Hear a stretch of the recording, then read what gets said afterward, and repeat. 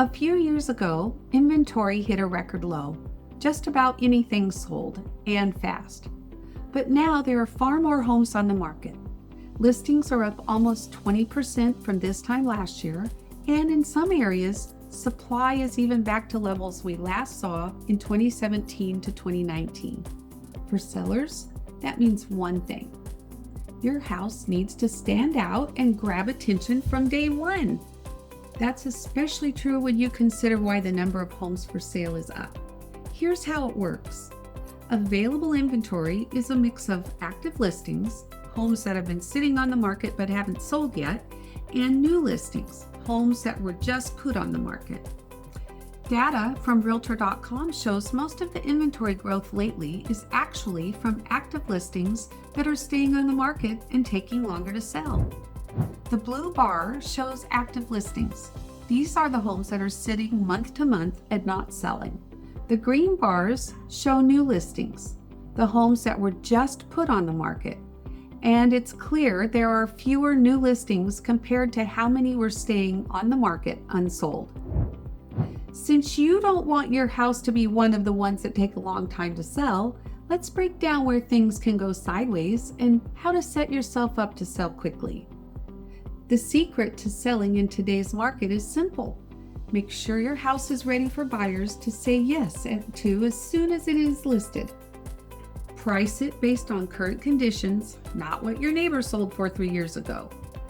Make important repairs and highlight the best things about your house. If you do that, it will sell in any market, sometimes even faster than you'd think.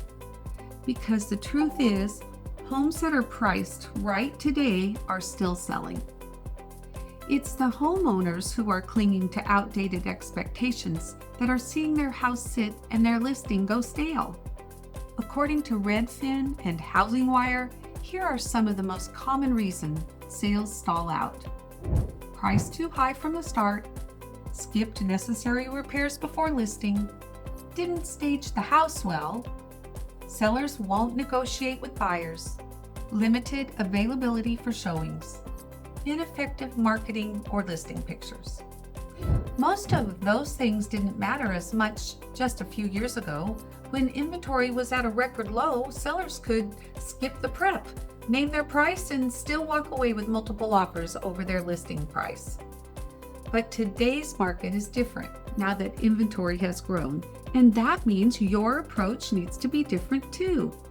You don't want to try out old strategies and aim too high just to see what sticks.